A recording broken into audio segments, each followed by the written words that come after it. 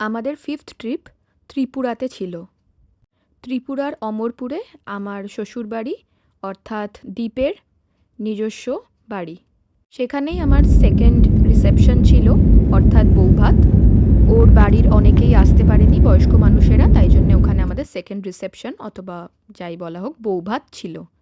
আমরা 26 অগস্ট প্লেনে করে রওনা দিয়েছিলাম আগরতলার উদ্দেশ্যে এবং 31 অগস্টে ফিরে এসেছিলাম।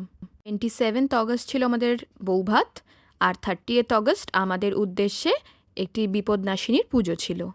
28 এবং 29 অগস্ট আমরা আশেপাশের কিছু সাইট সিইং করেছিলাম, তার মধ্যে কিছু দ্বীপেরও দেখা নয়। আমি সবটাই এখানে শেয়ার করব।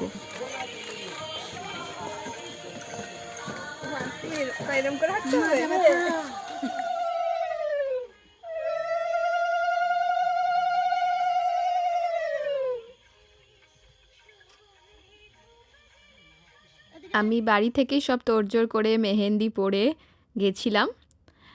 ওখানে আমরা গাড়িতেই অন দ্য ওয়ে কিছু খাওয়া দাওয়া করে নিয়েছিলাম এবং ঢুকতেই আমার সারপ্রাইজে খুব সুন্দর সাজানো এবং আমাদের সবাইকে বরণ করা হলো, ইনক্লুডিং আমার মা বাবা। এবং তারপর প্রচুর ফটো সেশন হলো, সবার সাথে পুরো পরিবারের সাথে আলাপ পরিচয় হলো। ঠাকুর ঘরে গিয়ে আমি নতুন বৌমা, আমি বাড়ির বড় বৌমা, প্রণাম সারলাম এবং তারপর কিছু মিষ্টি মুখ হলো এবং আমারা দ্বীপের আশীর্বাদ পর্ব হলো। তারপরেই চলে গেলাম আর্লি ডিনার করতে, কারণ পরের দিনে আমাদের অনুষ্ঠান। দারুণ কিছু ব্রেকফাস্ট করেই উঠে দেখলাম আমার বসার জায়গাটা খুব সুন্দর করে সাজানো এবং আমার জন্য একজন মেকআপ আর্টিস্টও আগে থেকেই রেডি। তিনি আমাকে খুব সুন্দর করে সাজিয়ে দিলেন। সত্যি কথা বলতে আমার বিয়ের সাজের থেকেও আমার বেশি সুন্দর লাগছিল আমার এই সাজটা। তাই সত্যি আমি খুব স্যাটিসফাইড ছিলাম। আমাকে সবাই ভীষণ প্রশংসা করেছে আমার লুকসের এবং আমার ব্যবহারের, আর আমারও ওখানকার মানুষকে প্রচণ্ড আন্তরিক এবং ভীষণ ভালো লেগেছে। আমার যা যা ড্রিম ফুলফিল হয়নি আমার রিসেপশনে, সব কিছু এখানে হয়েছে। আমার রিসেপশনের দিন এতই তাড়া ছিল, দুপুরবেলায় বৌভাতে সবাই খাওয়া দাওয়া করছে, আমার দেখারই সুযোগ হয়নি এবং ওখানে সময় আর সেরকম গুরুজনের অভাবে আমার ঘি ভাত দেওয়াও হয়নি। নতুন বউ যেরকম গুরুজনদের ঘি ভাত দেয় সেটা হয়নি, তো এখানে সেটা হলো। আমি খুব খুশি হয়েছি। আমার এই ছোটো ছোটো ইচ্ছেগুলো আমার শ্বশুর শাশুড়ি মনে রেখেছেন এবং সব আমি করতে পেরেছি। আমি এখানে আমার নতুন কিছু ছোট ছোট ননদদের সাথেও আলাপ করেছি, তাদেরও আমার ভীষণ ভালো লেগেছে। এই সব কিছুই আমি ওখানে মিস করেছিলাম। ওখানে আমার 2 ননদ ছিল, বাকিরা ছিল না। এখানে আমি সবাইকে দেখলাম। বাপি অর্থাৎ দ্বীপের বাবা বিরাট করে আয়োজন করেছিল। কলকাতায় আমার রিসেপশনের দায়িত্ব নিয়েছিল আমার হাজব্যান্ড, আর এখানে সমস্তটাই আমার শ্বশুর শাশুড়ি। আমার ভীষণ ভালো লেগেছিল ওনাদের সব কিছু প্ল্যানিং।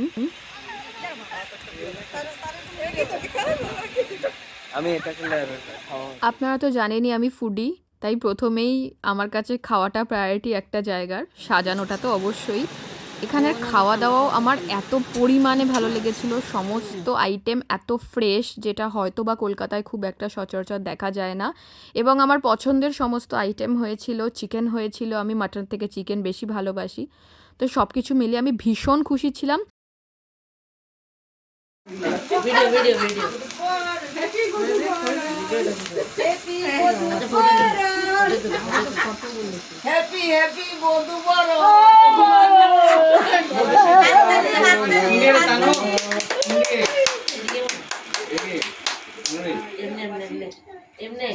আমাকে কিন্তু প্রেম করেছি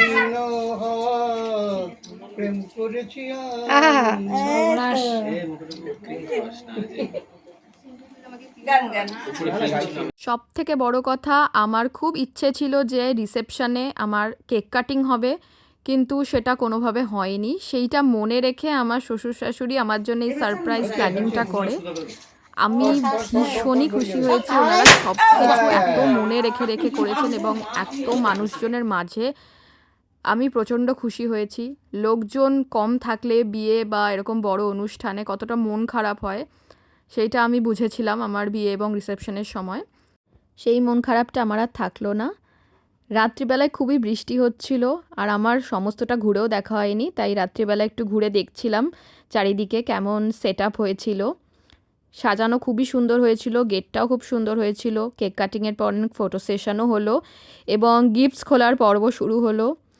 অনেক লোকজন এসেছিল, অনেকে টাকা দিয়েছে এবং কিছু টুকটাক গয়নাগাটি দিয়েছে, সেসব তো এখানে দেখানো যায় না। যতটুকু দেখানো পসিবল আমি দেখাচ্ছি। কিছু কিছু গিফট তো আমার ভীষণই পছন্দ হয়েছিল, যেমন এই ঘড়িটা ছোট কাকিমণির দিক থেকে এসেছিল এবং এই মাগ দুটো প্রিন্ট করা, খুবই সুন্দর।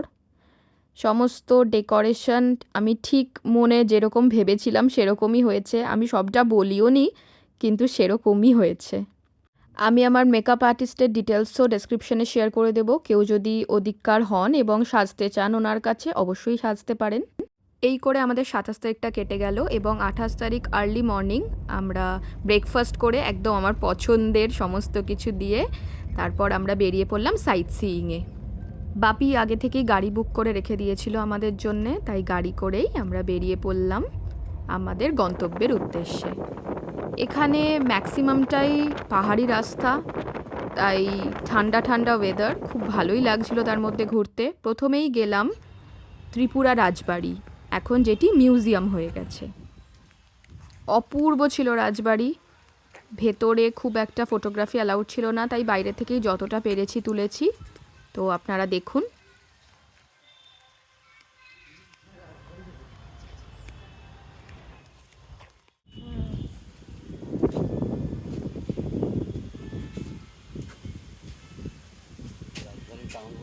যদিও সাথে বাবা মা বাপি আর দীপকে নিয়েই বেরিয়েছিলাম, কিন্তু এখানে প্রচুর বেশি হাঁটা আর বাবা কিছুটা অসুস্থ, হাঁটতে পারেন না, তাই জন্য বাবাকে বাধ্য হয়ে গাড়িতে রেখেই আমাদের এইগুলো সাইট সিইংগুলো সব করতে হলো।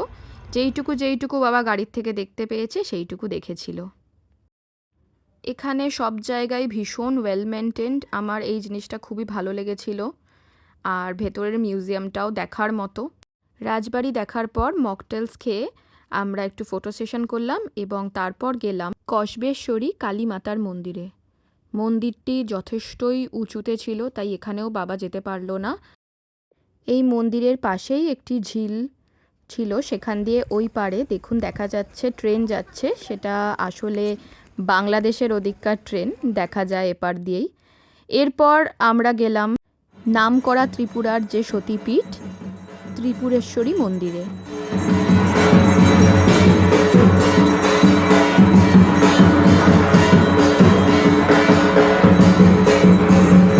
আপনারা হয়তো জানেনই, সতীর ৫১ পীঠের মধ্যে এটি একটি অন্যতম নামকরা পীঠস্থান, ত্রিপুরাতে অবস্থিত।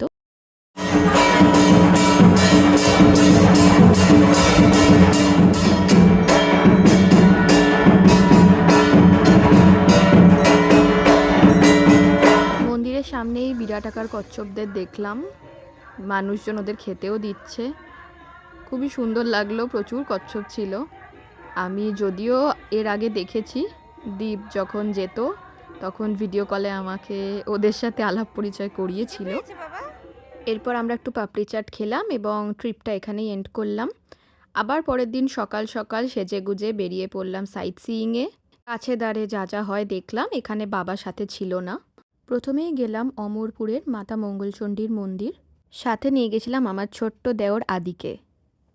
ওখানে পুজো দেখে কিছু লাঞ্চ সেরে বাড়িতে তারপরেই টোটোয় চেপে আমরা বেরিয়ে পড়লাম শান্তিকালী আশ্রমে। সাথে গেছিল মা, বাপি ও আমার পিস্তত বৌদি মৌদি। তনু দাদা ও দীপ পরে আমাদের জয়েন করেছিল। এক অপূর্ব রাস্তা দিয়ে ধান ক্ষেত জঙ্গল সব পেরিয়ে আমরা পৌঁছলাম আমাদের গন্তব্যে। জার্নিটা খুবই সুন্দর ছিল এবং আশ্রমটাও খুবই সুন্দর, সমস্ত ঘুরে ঘুরে দেখলাম। এই সব করতেই আমাদের অনেকটা সময় লেগে গেছিল। এটা ছিল ২৯ তারিখ, আর ৩০ তারিখ আমাদের নামে বিপদনাশিনীর পুজো ছিল, তাই বাপি বলল এবার তাড়াতাড়ি আমাদের ফিরতে হবে, কারণ ঠাকুর অর্ডার দেওয়া আছে, আনতে যেতে হবে।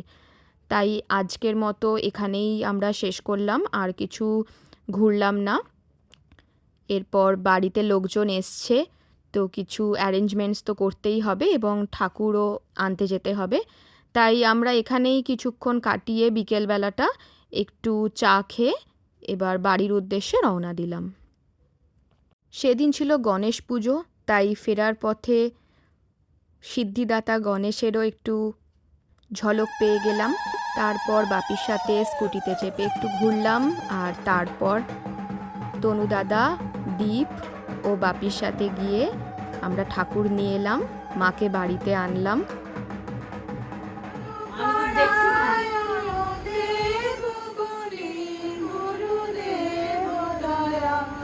এরপর শুরু হলো পুজোর প্রিপারেশন ও আমার আলতা পরার প্রিপারেশন। তারপর অনেক রাতে বাজি ফাটানো শুরু হলো। এই বাজিগুলো যদিও কিছুটা আমার এন্ট্রির সময় ফাটানোর কথা ছিল, কিন্তু এছাড়াও তো দীপ পটু আর দীপ ছিল আমার সাথে, তাই রাতেই ফাটানো হচ্ছিল। পরের দিন সকাল সকাল পুজো শুরু হয়ে গেল। বাপি এবং তনুদাদা বসে পড়লো পুজোতে। আমাদেরও টুকটাক কাজ ছিল পুজোতে, তাই আমরাও পাশেই ছিলাম। আমরা দুজনেই সেজেগুজে চলে এসেছিলাম। তো আপনারা পুজোটা একটু দেখুন, আমরাও কি করছি দেখুন। এবং বাপির সেই সুন্দর ধুনুচি নাচ, সেটাও একটু দেখে নিন। আরতি করতে করতে বাপি খুব সুন্দরভাবে নাচছিল, সেই সব কিছুই দেখে নিন। এবং মামনির পাঁচালি পাঠও এখানেই আছে। আমিও চেষ্টা করেছিলাম একটু ধুনুচি নাচ করতে, কিন্তু টোটাল ফেলিওর। তো আমি যা পারি আমি সেটাই করলাম, সমস্তটা রেকর্ড করলাম।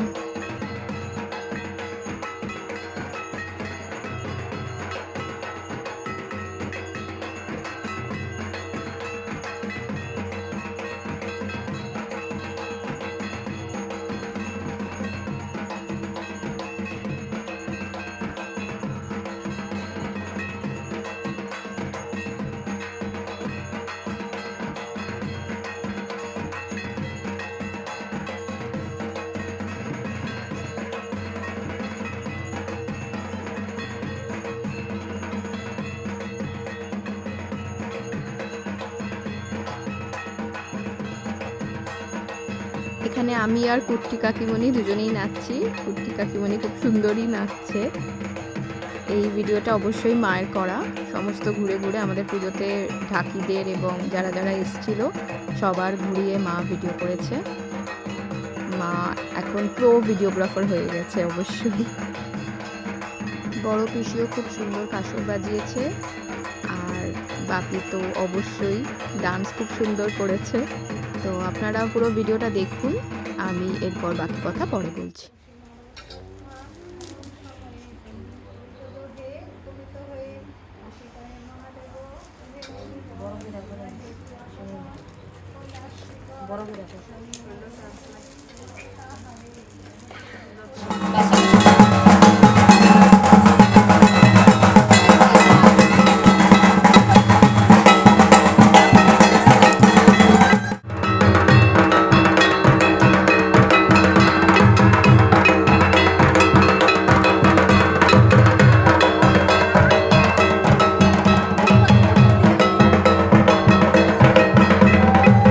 ওদের বাড়িটা বিরাট বড়, নিজস্ব পুকুর আছে, পুকুর থেকে মাছ ধরা হয়। তো সেখানেই এই সব কিছু ভাসান দেওয়া হলো। আর এদিকে আমার ছোটো দেওর আদি কাসর বাজাচ্ছে। এই সব কিছু করার পর, মামনি সব কিছু সারার পর আমরা সবাই মিলে একটু ফটো সেশন করলাম। ছোট মাম্মাম এবং বাড়ির সকলের সাথে ছোট পিসি, ছোট কাকিমণি, জেঠিমণি, দীপ, রাঙা কাকিমণি, মা, বাবা এবং আরও যারা যারা এসেছিল, অবশ্যই মামনি, বাপি সবার সাথে মিলিয়ে ফটো সেশন হলো আমাদের। আর সাথে ছিল মৌদি ও ছোটদের মধ্যে আদি, তনু ও ছোট্ট গনসা। এরপর আমরা সুস্বাদু ডিনার করার পর প্রচণ্ড বৃষ্টি হচ্ছিল, তো ছোটোবেলার মতো সেই নৌকো ভাসালাম এবং সকাল সকাল উঠে একটু পায়রাদের আদর করলাম। 31 অগস্ট আমাদের যাওয়ার পালা হয়ে গেছিল। ঠাকুরও বিসর্জন ওই দিন। আমি প্রথমবারের জন্য মাকে বরণ করলাম, বলতে পারেন বরণ করা শিখলাম, আমি তার আগে কোনো দিনও করিনি।